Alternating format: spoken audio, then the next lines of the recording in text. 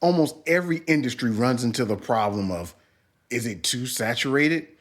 Is sync licensing oversaturated? Is music production oversaturated? Selling beats oversaturated? I don't think so. It's a great day to be alive. Now, it's a new year, so that means a fresh start. Whether you're just starting on your music journey, you already been making beats, you're still new to this thing, but you got a renewed sense of purpose. But all you've been hearing about is that the market is oversaturated, especially when you're trying to make money with your art. The term sync licensing has been thrown around a lot of times and definitely has gotten more popular on these YouTube streets, man. You see things popping up, people making this amount of money, this person getting different placements. So more producers and beat makers are getting privy to this because it is another source of income. But there's a lot of people trying to enter the space, just like everything else. So you may be thinking, is it oversaturated? And should you even get into sync licensing? When I first started music, the only path I really thought there was making music for artists. I mean, everybody around me was doing this. There was no talk about music for TV or music for commercials or music for film. Even though we watched these things, we knew about these things, we never thought about it as an avenue. Because to be real, most people making music want a couple of things. They want a little bit of fame and they want some money. And you don't really get fame from just making music from TV shows. Now, it depends on what kind of fame you're talking about, because if we like Hans Zimmer, now he's one of the most known composers for trailers, movies there, right? So he's real known in the circle. He's not like an A-list celebrity, but he's known is in the circle. So that's what I thought when I first started making beats. I'm gonna produce for a major artist. People gonna know my name. I'm gonna be cheesing in the spotlight, and I get to do cool things while making money with my passion. However, when I got older, I started being introduced to different things, and it showed me different ways of making money beyond just making beats. And that's when I found sync licensing and everything that revolves around sync licensing. And it's basically it's putting audio to some kind of video, motion picture, syncing it together. So there's a broad spectrum of things that you can actually do. That's why I say the market isn't that saturated, dependent on how you look at it and what you're focusing on.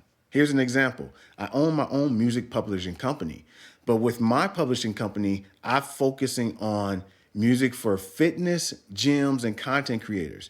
Now, the reason why I did this is because I actually teach group fitness and I have another fitness business. So I saw that as my way to get inside, right? Now, how many of you beat makers and producers even think about fitness music? Have you been to a group fitness class?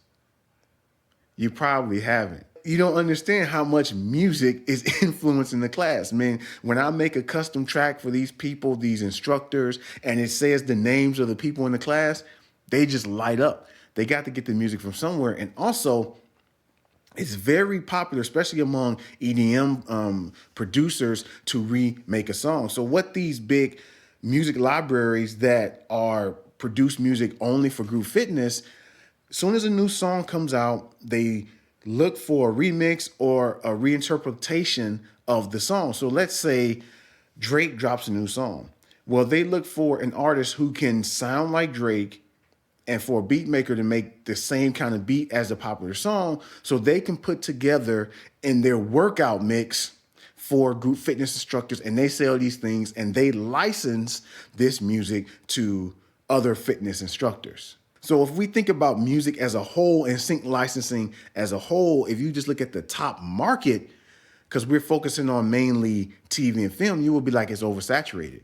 But see, I found my lane in fitness music. And because I'm tapped in with the fitness already, I go to the classes, I understand the formatting for fitness, then I have a higher chance of getting my music placed with ads that need music for fitness type things. I understand how to make videos for fitness. I understand how it flows in the class. So I have a unique advantage in that lane. So to me, it's not oversaturated because I found an aspect that I like. This is how I want you to think about not only sync licensing, but your music in general. What lane can you carve down the road and get inside. I found what I like, and through fitness, there's other avenues too that I found that I like that I didn't even know, like sports. When I first started submitting my music to music publishing libraries, I was making sports type songs. So it was orchestral hip hop. That was what I was doing. I love making stuff with the hard 808 beats and the strings and all the percussions and stuff. So then now I start expanding to local markets of sports. In the place where I am, there's a couple of local hockey teams. And when I went to a couple of these games, it just clicked in my head, wait a minute, they don't have a theme song. So I made a theme song for them. Here it goes. Let's go, it's about to get electric. They playing for the hometown of Essex. Stand up and cheer for your team. The 73s, the 73s. Let's go, it's about to get electric. They playing for the hometown of Essex. Stand up and cheer for your team. The 73s, the 73s. The 73s, 73s, 73s, 73s, 73s, 73s, 73s. Even though I asked if you knew about group fitness and music, you probably know about sports. I bet you watch sports.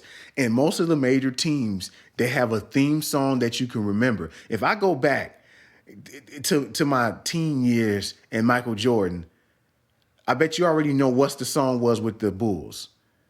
No, no, no, no, no, no, no, no, no. You already know. I just living close to Chicago when I was growing up, you just knew that song, right? So when I was at a game, it just clicked that they didn't have a song, so I created it, right? I got to the organizers and the people in charge very quick. Why? Because they're a local sports team. See, I'm finding my lane. I'm not shooting for the oversaturated market, the major players. Nothing's wrong with that, right? Because you can get music on television games for sports, for football, basketball, hockey, whatever it is. But trying to, let's say, go to, if I went to a top hockey team, right, in Canada, the Toronto Maple Leafs is a popular team. If I went to them, they probably won't even get close to my music. But this local hockey sports team, they got back to me right away, start playing in the arena, and they really like the music.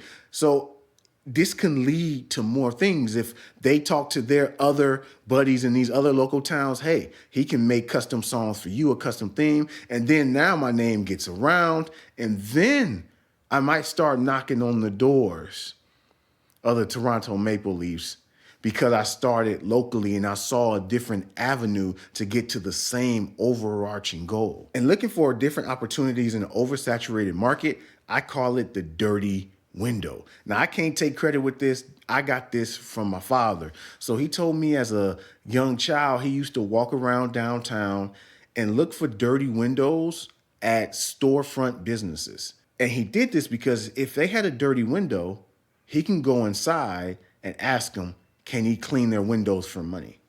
So eventually he kept doing this. Then he got hired to clean the windows. Then they say, hey, you cleaning the windows good. Why don't you take out the trash? Why don't you do this? Why don't you that? Then that leads to more money. So that's why I say looking for different opportunities, you're looking for a dirty window. You just need to find what dirty window you want to clean off in the sync licensing game. And while you're trying to find that dirty window, you might as well watch one of these videos.